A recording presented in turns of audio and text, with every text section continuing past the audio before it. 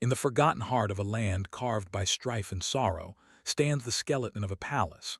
Its stone bones claw at a sky the color of old bruises, and the wind that moans through its hollow halls tells a story.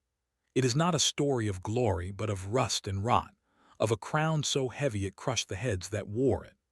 This is the tale of a king whose ambition was a pyre, a queen whose beauty was a cage, and a princess born to a legacy of tears. Their ghosts still walk these halls, trapped in the final, agonizing moments of their lives. They say that on the quietest nights, you can hear the rustle of the queen's silk gown as she paces the battlements, forever searching for an escape she was never granted. You can hear the distant clash of the king's steel, fighting a war already lost. And sometimes, just a whisper, you can hear the lonely weeping of the princess, a child lost to the brutal machinations of power. This kingdom has no name, for its memory was erased by the blood that soaked its foundations. But the tragedy, the sorrow that is eternal. The stones remember what history chose to forget. They remember the promises that turned to poison and the love that festered into hate. It all began, as such tales often do, with a man who believed he could conquer fate itself. He was not born a king. He carved his throne from the bones of his rivals. His ascent was a symphony of violence, each victory marked by burning fields and silent, weeping widows. He possessed a will of iron and a heart of stone, a man for whom power was not a means to an end, but the end itself. He built his kingdom on foundations of fear, its borders guarded by soldiers whose loyalty was bought with spoils and maintained with threats. His palace was a monument to his ego, a fortress of black granite that loomed over the landscape like a perpetual storm cloud. Within its walls, loyalty was a currency more valuable and more volatile than gold. Every smile concealed a dagger, every compliment was a prelude to a betrayal. The king navigated this treacherous court with a predator's instinct, trusting no one, not even the reflection in his polished armor. He wanted more than a kingdom, he wanted a dynasty. He wanted a legacy etched in stone, a name that would echo through eternity. But a dynasty requires an heir, and an heir requires a queen. He sought not a partner, but a broodmare of noble blood, a beautiful vessel to carry his line forward and solidify his tenuous grasp on the crown he had spilled so much blood to obtain. She arrived like a ghost, a pale flower from a distant, sunnier land, her dowry a fragile peace treaty. The queen was a political prisoner, bartered for alliances and bound by vows she never wished to make. Her beauty was a whispered legend, but those who looked closely saw the profound sadness in her eyes, a deep, abiding sorrow that even the most extravagant jewels could not disguise. The king paraded her as his greatest prize, a symbol of his power and legitimacy. He draped her in silks and sat her on a throne beside his, but he never saw the woman, only the icon. The palace, with its cold stone and endless corridors, became her gilded cage. Its intricate tapestries depicted heroic battles and glorious triumphs, but to her, they were just woven lies covering walls that heard her silent sobs. She learned quickly that in this court, vulnerability was a death sentence. The queen built walls around her heart, a fortress of silent dignity to protect herself from the cruelty of her husband and the venomous whispers of his courtiers. She was utterly alone, a stranger in a savage land, a queen in name, but a captive in reality, dreaming of a home she could never return to. Then came the princess. Her birth was the only genuine light to ever grace those dark halls, a brief, fleeting moment of warmth in an age of ice. To the kingdom, she was a symbol of continuity, the future of the dynasty the king so desperately craved.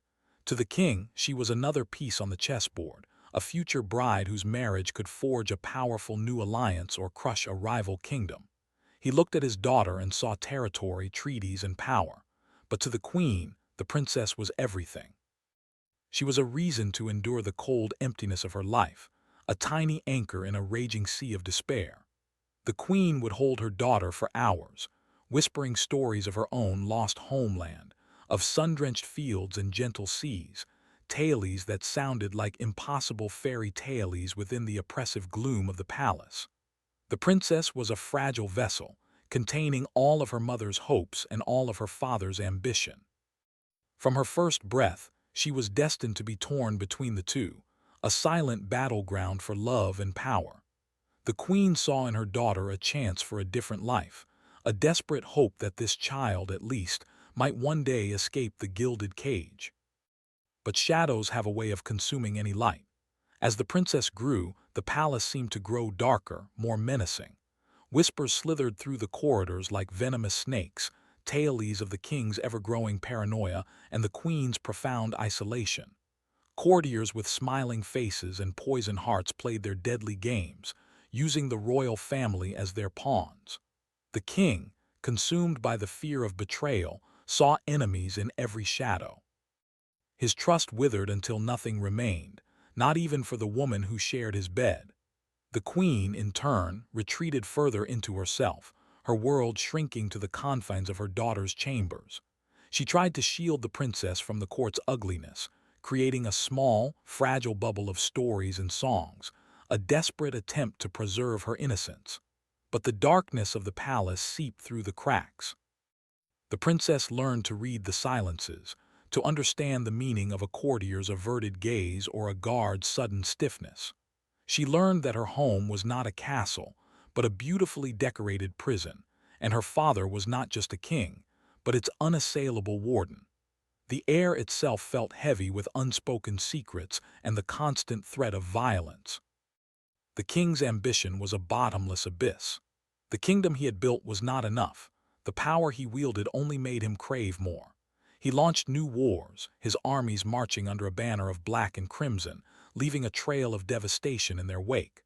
The treasury bled gold to fund his conquests, and the land bled men to achieve his victories. His nights were spent poring over maps, redrawing borders with a blood-tipped finger, his eyes gleaming with a feverish light. He became a stranger to his own family. He saw the queen not as his wife, but as a foreign entity in his court, a constant reminder of a treaty that had outlived its usefulness. He saw the princess not as his daughter, but as a strategic asset whose value would be determined by the man to whom she was eventually sold in marriage. The love he may have once felt, if he was ever capable of such a thing, had long been eroded by his insatiable hunger for power. He was a man hollowed out, his humanity replaced by the cold, calculating machinery of a tyrant. His victories on the battlefield were many, but each one cost him a piece of his soul, pushing his queen and princess further into the shadows of his monstrous ego. The queen's struggle was a silent, lonely war fought within the confines of her own heart. Each day was a performance of quiet subservience, a mask of regal composure that concealed a soul screaming in agony. She ate the finest foods that tasted like ash, wore the most beautiful gowns that felt like funeral shrouds, and smiled a smile that never reached her haunted eyes. Her only solace was the princess, but even that was tinged with fear. She saw the king's shadow falling over their daughter, his cold ambition shaping the girl's future into a reflection of her own miserable present. She began to have waking nightmares of the day the princess would be sent away, just as she had been, to marry a stranger and live in a foreign cage. The queen would often take the princess to the highest tower of the palace, pointing to the distant mountains that marked the edge of her own homeland. It was a place she could see but never reach, a cruel daily reminder of her life sentence. The queen was breaking, piece by piece, her spirit eroding like stone under a constant, freezing rain. Her beauty began to fade, replaced by a fragile, ethereal quality, as if she were slowly becoming one of the ghosts that already haunted the palace. The princess's destiny was a fragile thread, spun from her mother's sorrow and her father's greed. She grew up in a world of suffocating opulence and chilling emotional sterility. She was a creature of contrasts, taught the gentle songs of her mother's homeland and the brutal history of her father's conquests. She knew the softness of the queen's embrace and the cold, dismissive glance of the king. Her life was a meticulously planned sequence of lessons in statecraft, dance, and diplomacy, all designed to mold her into the perfect political tool. She was forbidden from having friends, her only companions being stern tutors and ladies-in-waiting who were spies for the king. She learned that love was a weakness the powerful could not afford, and that her own heart was not hers to give. The princess often found solace in the palace gardens, a small, overgrown sanctuary where she could pretend, for a moment, that she was just a girl and not a pawn in a game she didn't understand. She watched her mother wither and her father harden, and a deep, cold fear took root in her young heart. She knew, with the certainty of a condemned soul, that her future would be decided for her, and it would not be a happy one. Her fragile destiny was a path leading to a gilded cage, just like her mother. Every great house holds a secret, a crack in the foundation that eventually brings the whole edifice crashing down. Theirs was a secret whispered only in the deepest shadows, a truth so dangerous it could unravel the kingdom. Before she was a queen, she had been a girl in love. A girl from a noble but lesser house, promised to a man she adored, a poet, not a prince. Their love was a fleeting, beautiful thing, torn apart by the king's marriage proposal, which her family could not refuse. But the secret was not the love she had lost. It was the love she had carried with her. The princess, with her mother's soft eyes and gentle nature, bore no resemblance to the hard, iron-willed king. She was the image of the poet. The queen had carried her forbidden love's child, a secret she guarded more fiercely than her own life. She had passed the princess off as the king's heir, a desperate gamble to give her daughter a future and herself a reason to live. For years the secret remained buried, a poisoned seed dormant in the heart of the royal court. But secrets, like bodies, cannot stay buried forever. A bitter, disgraced lady-in-waiting, seeking revenge, began to nurture the whisper, to let it grow and spread through the court like a plague. The fall came as all falls do, slowly at first and then all at once. The king's endless wars had bled the kingdom dry. Famine stalked the countryside and rebellion festered in the cities. His enemies, sensing weakness, began to circle. And into this cauldron of unrest, the whispered secret of the princess's true parentage was dropped like a lit match. The rumor spread from the palace kitchens to the rebel camps, a fire that consumed all loyalty. The king's claim to a dynasty, the very foundation of his reign, was now seen as a lie. His most powerful allies, fearing their own positions, abandoned him. The black and crimson banners were torn down, replaced by the sigils of ambitious lords who smelled blood in the water. The fortress palace, once a symbol of impenetrable power, became a besieged prison. The king, trapped and enraged, became a cornered beast. The echoes of his shouted commands now sounded hollow, pathetic. The kingdom he had built with blood and fear was being dismantled by a single, devastating secret, a truth the queen had hidden for the sake of her child. The throne began to crumble. Blinded by rage and the sting of ultimate betrayal, the king finally turned his fury inward. He stormed through the palace, his sword drawn, his face a mask of madness. He found the queen in the royal chapel, praying not for her own life but for her daughter's. The confrontation was not one of words, but of primal, unrestrained violence. He accused her, his voice echoing off the cold stone, of treason, of destroying his legacy. He saw in her face not the woman he had married, but the embodiment of all his failures. The queen did not deny it. With her last ounce of strength, she stood before him, a shield for the secret she had kept for so long. She confessed her love for another man, a final act of defiance. What happened next is told only in hushed, horrified tones. No one saw the final blow, but the servants found her there, at the foot of the altar, a crimson stain spreading across the white marble floor. Her eyes were open, staring at the stained glass window that depicted a bird escaping a cage. The queen, who had dreamed of escape her entire life, found her only release in death, within the very walls that had imprisoned her soul. She never escaped the palace. She never escaped the king. With the queen's death, the last vestiges of the king's sanity shattered. The news of the murder, for that is what it was, spread through the palace and to the besieging armies outside. He was no longer just a tyrant. He was a madman, a kinslayer who had murdered his own queen. His remaining guards, horrified and fearing for their own lives, laid down their arms. The gates of the great fortress were thrown open. The rebels stormed the halls. their torches casting flickering, demonic shadows on the tapestries of the king's hollow victories. They found him not in the throne room but in the nursery, staring blankly at the empty cot of the princess. He offered no resistance. There was no final, glorious battle.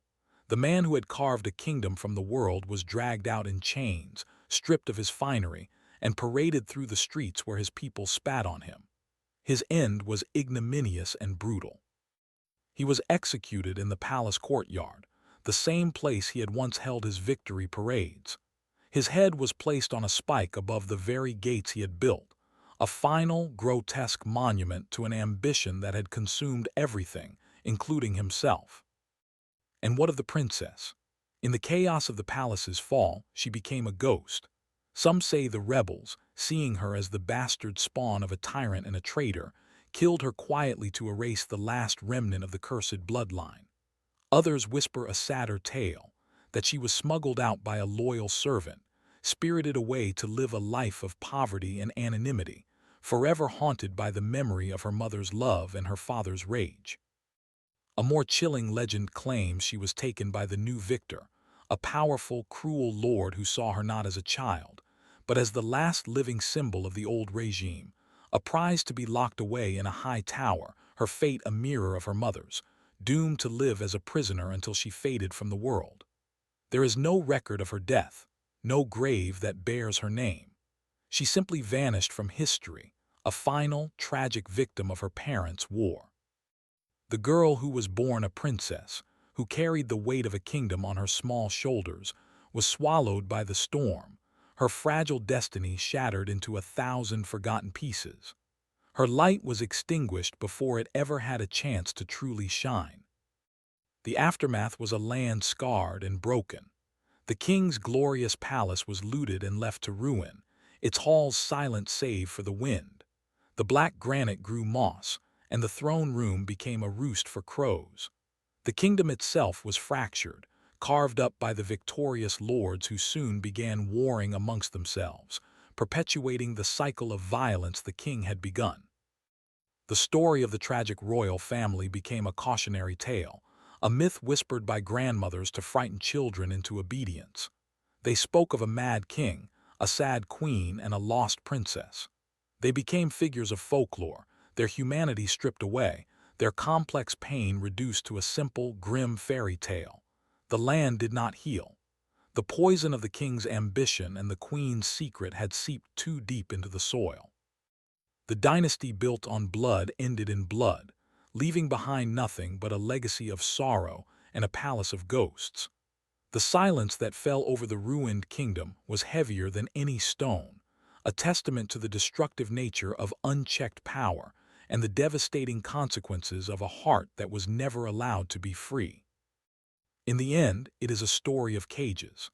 The king was caged by his own ambition, a prisoner of a hunger that could never be sated. The princess was caged by her birthright, a life defined by the sins of her parents before she could even choose her own path. And the queen, her cage, was the most tragic of all. It was not simply the palace walls that held her captive, but the cold, loveless marriage that bound her. She dreamt of escape, of a life beyond the stone and shadow, but her only way out was through the final dark door of death. Her story is a haunting reminder that a crown is no shield from heartbreak, and a throne can be the loneliest place in the world. The echoes of their tragedy serve as a timeless warning that power built on cruelty will inevitably collapse, that secrets buried in darkness will always find their way to the light, and that a heart, once broken, can shatter an entire kingdom.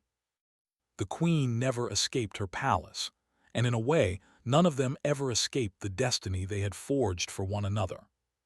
History bleeds, and its echoes are written in the cries of kings, queens, and lost princesses. This was the Fear Room. Don't forget to subscribe and like for more dark history tales.